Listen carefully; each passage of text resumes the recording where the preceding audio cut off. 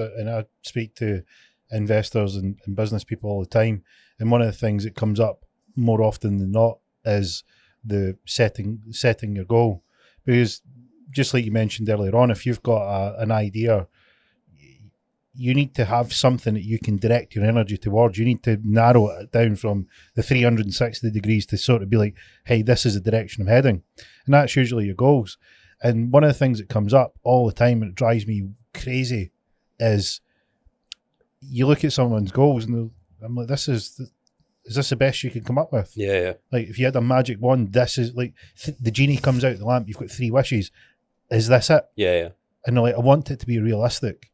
I'm like, you should never, ever, ever have realistic goals. Yeah. This is because at some point in time in your life, the life that you're living right now, that's real, here and now, was entirely unrealistic to you. Oh, completely. Not a few years ago. Yeah. So you'd never, ever, if there's a line here of the edge of realistic, your goal needs to be the other side of it. Well, that's that thing, like, a man's reach must exceed his grasp, or grasp reach. Mm-hmm.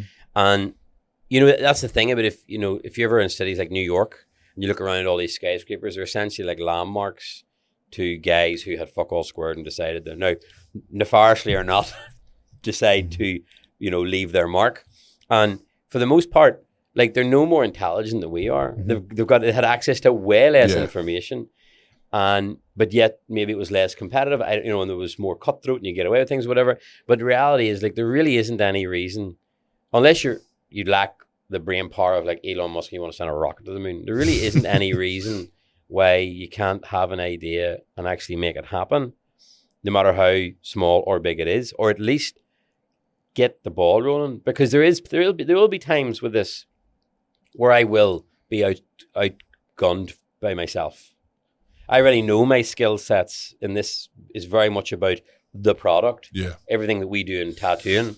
When as soon as it comes to a spreadsheet and fucking format and shit, and like, that is where I'm like, I am well out of my depth. Ironically, the real step-by-step, ABC of business, putting things in and creating an invoice. I do not know how to create an invoice. Honestly. I have sat on YouTube, right, with Excel up, watching tutorials on how to create an invoice. Never had to do it.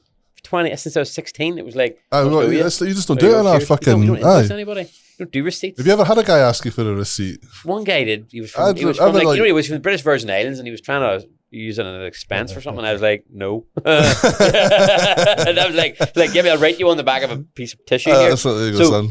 like, I know the limitations. I think that's really important, is to absolutely know your weak points and the strengths. But I can get to that point now where some of the weaknesses are certainly going to hold back. Yeah. And a lot of it's down to time.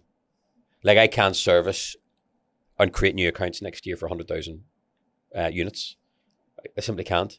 I have to hire staff. I don't have the time to manage them. Then I have to hire management. I have to like outsource, take some of them hats off